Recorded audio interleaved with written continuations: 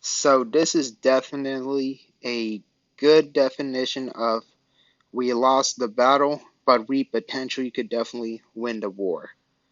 Like this is this is the wake up call on why we need to start playing Moussa Diabate legit minutes. I'm gonna go over the game real quick. I'm gonna try to speed run it as quick as possible. So, first half, the Clippers we looked pretty sloppy in the first half. We were turning the ball like quite often, and like we gave up 73 points. Like it was not like the worst because since we were like it was a single digit, like they were up like single digit or like just at least like by 10. Actually no, they were up by 12 points by like the second half, but it was not really a blowout. But we did gave up 73 points, which is like we were definitely not on par tonight. But if anything, this is a wake up call on why you just need to play the youth. You need to stop just sticking with your 11th man unit too often. Like we in my opinion, Moussa Diabate should have been inserted in the lineup by like second quarter if I'm being honest with you. But again, let's just go game to game. I mean, let's just go over the game real quick and then I'm gonna just straight up talk about Moussa Diabate like I said. But third quarter we caught up. Luke Kennard almost like started a comeback. Norman Powell's our leading scorer. And then fourth quarter, unfortunately we were just not able to prevail. But like I said, it showed a lot of stuff that what we need to do and what like I guess it's just more on what we could definitely do in terms of rotations. But let's start player by player. Paul George, he was not really like trying to really score. He was just more like just trying to focus on like facilitating and getting his teammates involved. I thought his ball movement was pretty good, and like I love that one little beautiful pass when he just winged that, just dimed that stuff to Norman Powell. Norman Powell got a nice beautiful corner three, and it was a swish. And then let's see, who else. Reggie Jackson, he had a quiet night, and he didn't really do too much. But I mean, obviously, he wasn't.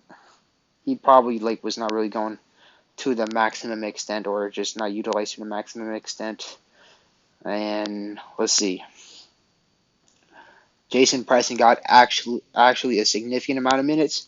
I thought like he's a pretty good, solid type of role player. Like he's capable of being like a really like like a good average type point guard. Like he's like I don't really see him becoming like a certified superstar, but I could see him being like a kind of like a definitely like a Alex Caruso, uh, Ray John Rondo, Ricky Rubio type trajectory. They're not gonna really be like a certified bona fide superstar, but they are capable enough to like just make some impactful plays. But you know, like, and I'm pretty impressed on his defense as well too. Like considering how like long as his wingspan, he managed to do a pretty solid job on staying in front of the players, and just the way how he would get his teams involved. But he's definitely not the type who would really score or like, and especially he does not like have a legit shot creation. He's more of just like a facilitator and a above average defender. Like, but nevertheless, I thought he was pretty solid, and it was solid to see him get runs. But honestly, like you know, I mean, hey, I'm okay with Preston getting runs, but it should have been Moussa Diabate and Brandon Boston Jr. both of them should have got the runs, in my opinion, before Preston. But Preston, he was not bad. Like, don't get it twisted. He's just solid. He's solid. Ivica Zubac, like, see, Ivica Zubac he kind of fell back to his weakness again. Not gonna lie, like he wasn't grabbing as much rebounds as I would like to see, but he did display some passings and he did like display like he did display that his force. Like he definitely got some really nice like pulverizing type dunks.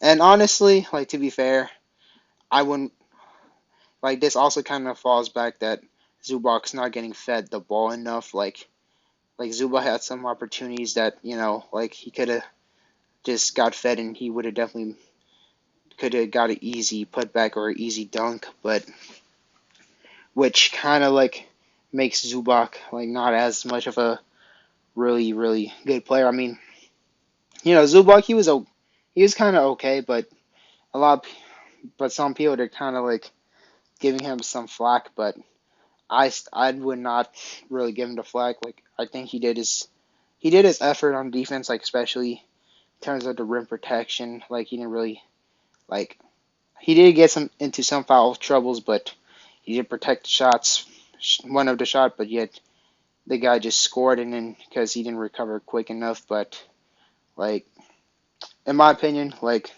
Zubac could have been fed more, but at the same time he was not as impactful as compared to the other games. But like it's like everybody has ups and downs, but at the same time, like he just wasn't really put in his ideal situation. Like he's the type of big that you would just have to feed him the ball. Like he's not like the type of guy who's just shoot threes and like I don't know, like he would just need to get fed the ball like often. But he did set some legit screens and he did actually set some legit screens, but like the ball just like the players just didn't really feed him the ball. So that's one thing I could just say about like the whole team in general is just feed Zubac the ball more, man. Like in my opinion, like he should be at least getting like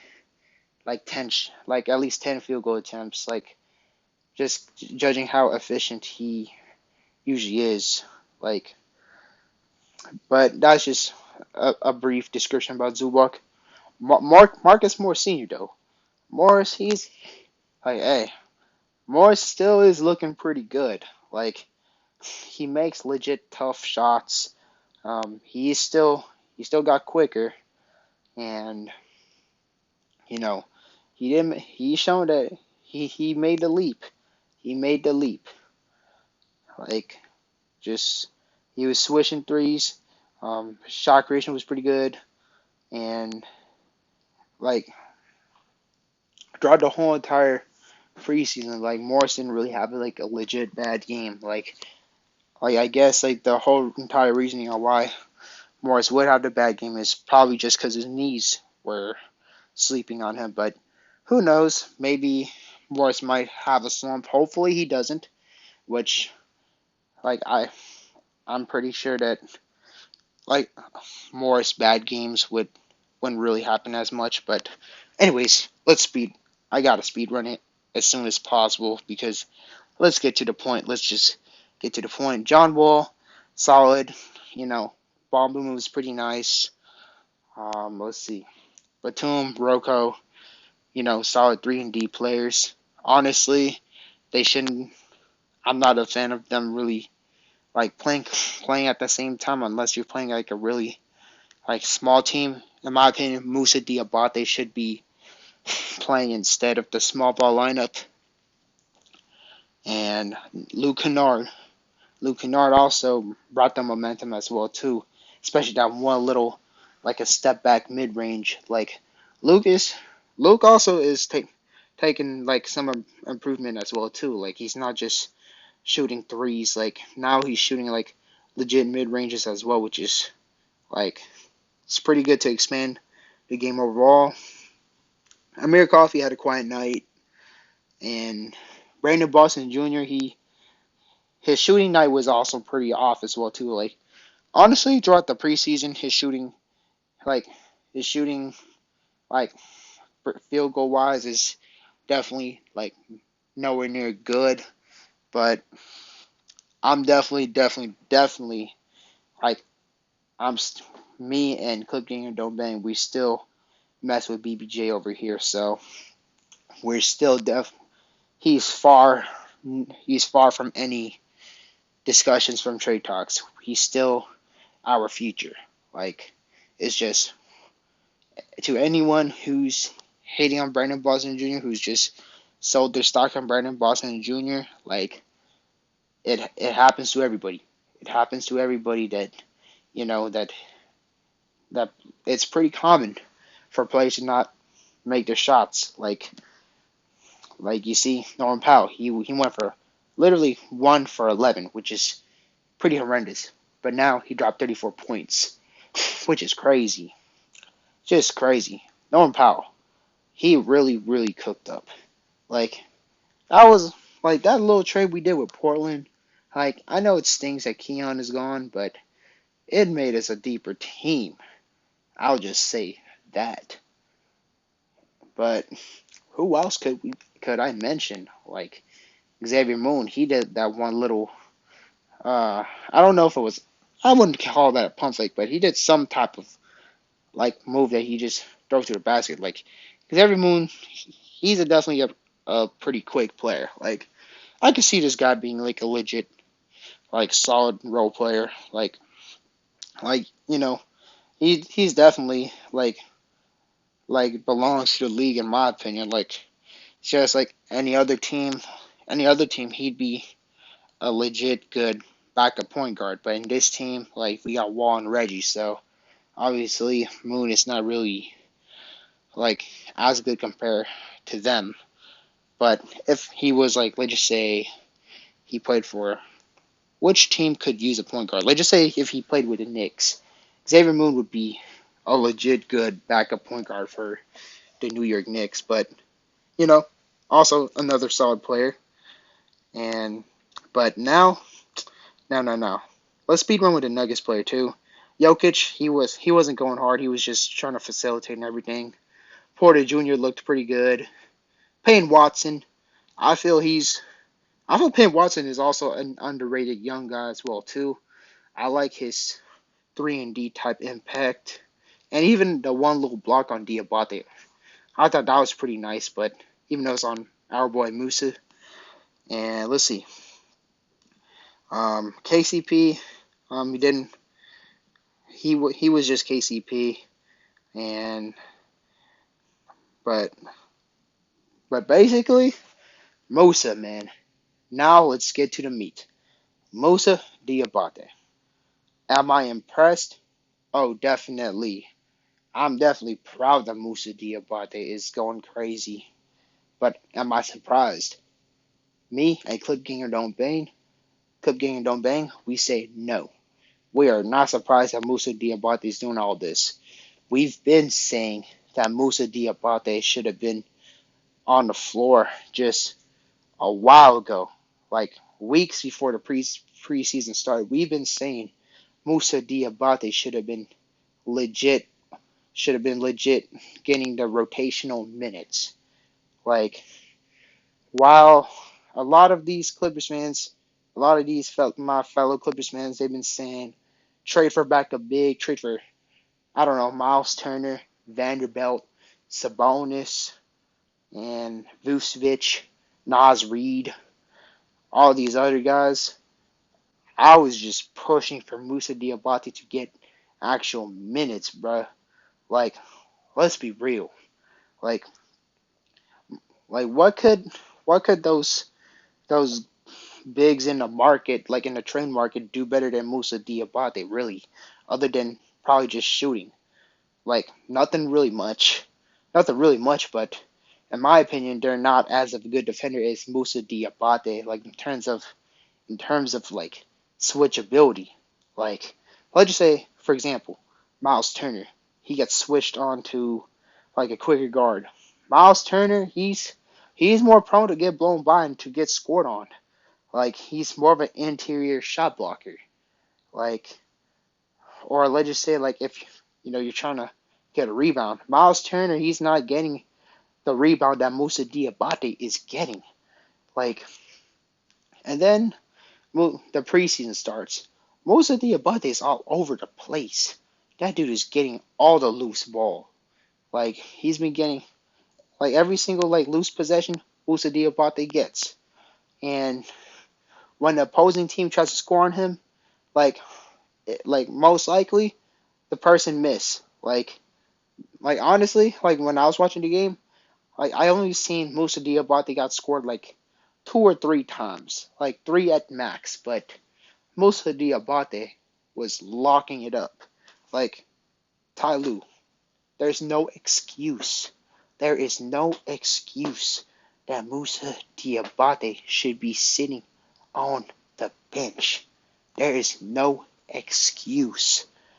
Like Moussa is literally literally like the type of guy you want to play on the floor. He brings the energy. He's a great defender. He's extremely versatile. His post move is pretty good. His screens are pretty good. His athleticism is pretty good. Why wouldn't you play this man? Why wouldn't you play him? Like, and to the fans watching this video, like, I know some people, they be saying, like, we should trade for a backup big.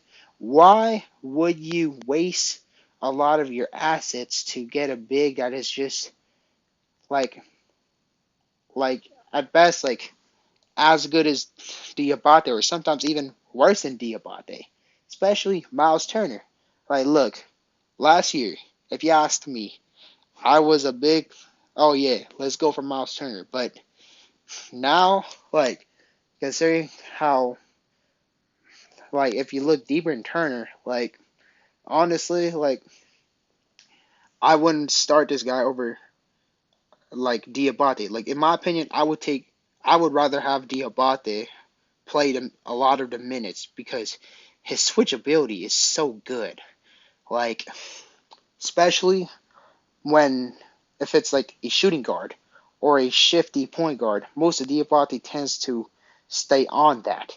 He can test the shot so good. Like maybe like every once in a blue moon, like if the guard is so quick, like yeah, Musa gets scored on, but you rarely like see him get scored on. Like, and if you say that Moussa Diabate is not ready to be our backup big or he shouldn't be getting minutes, like that's just a perfect indicator that you just look too much at the box scores and like you just need to watch the actual game.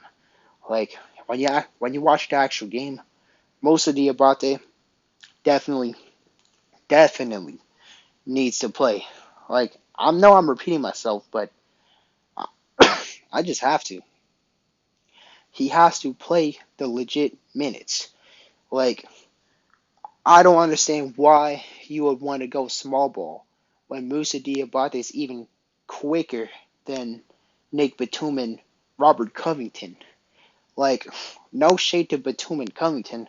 We mess with him here, but honestly, one of them needs to sit on a bench sometimes. Like, have them take turns. Like, one day just bench Covington, one day just bench Batum for Diabate. Like, this man is also like a perfect antidote. Like let's say we face against a unicorn big. Like for example, this game. Like why wasn't Diabate playing when Jokic was on the floor? Like thankfully Jokic didn't score much. Like thankfully he wasn't trying. But why wasn't Musa playing, man? Like Musa Diabate, like if he was playing like his second, like the first quarter, second quarter, like at least like 15 of the points would have been subtracted from the Nuggets scoreboard. Like this is just me keeping it 100. Like I'll just definitely say like I'll just say this. Like I know I said it in my first game preseason video, but Moussa Diabate should also be off any trade talks. But I mean, I doubt I will hear Moussa Diabate in trade talks for a while, just because he doesn't have any legit value. But let's just say if he does get value, just I don't want to hear him in any trade talks. Like just we have to keep Diabate as well too. Him, Boston Jr. and our 2023 pick. Those are our homegrown future. Like, you know, you got to play chess, not checkers. But I don't know what else could I really ramble about, just showing how amazing Diabate really is. But I mean, I like I've been saying it, man.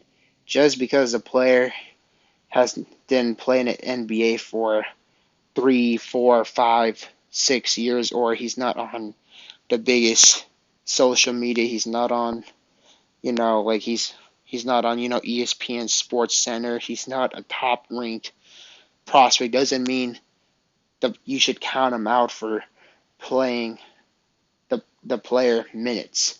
Like you got to give every young guy a chance, in my opinion, especially the players who are under 21 years old.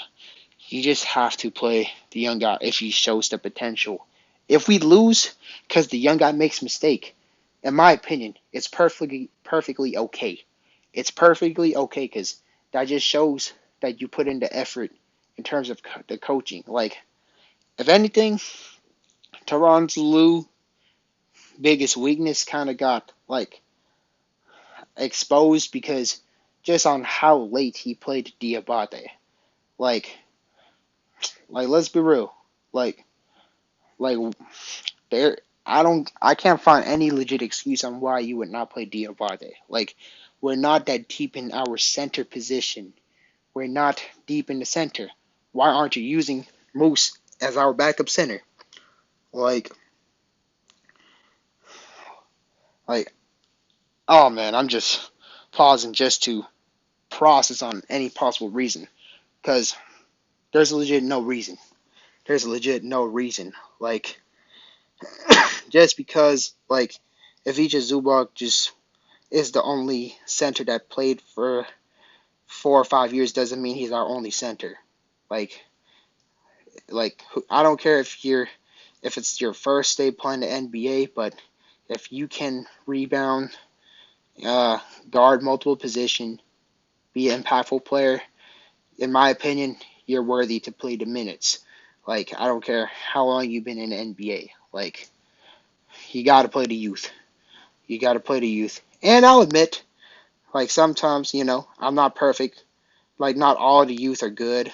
Like, Moses Brown, I was really rooting for him to do pretty good, but unfortunately, Moses Brown, throughout, the when he played against legit NBA teams, he's shown that he's definitely like raw and definitely like a non-factor when he plays the minutes. So like, I guess I got that. I mean, like, he's not as good as that some fans would anticipate, and a lot of people doubted him, and I was one of the people who wanted to give him the chance. But now we know that Moses Brown just needs more time in the G League, because I still think Moses Brown could be a pretty impactful player like within the future. But obviously now, um, Diabate should definitely be playing the minutes, and I've been saying Diabate should have been playing minutes, but I did say we should have used him as more of a power forward. But now I think he's definitely the type that you would also use him as a center as well too. Like, I was thinking Brown center and Diabate at power forward, but now considering how Brown has been playing, like, let's just give Moussa the minutes, man. Let's just give Moussa the minutes. Like, it's just a crime on how he's been utilized, but it's time. It's time to play him. But just let me know what you think about this video. Just let me know what you think about the game. What do you think about the preseason in general? Like, and especially, what are your thoughts on Moussa Diabate? All you got to say, he definitely should be playing like 20 minutes a game at least. But that'll just wrap it up. I'll definitely chat with y'all in the comment section. And as y'all know, have a great night and peace.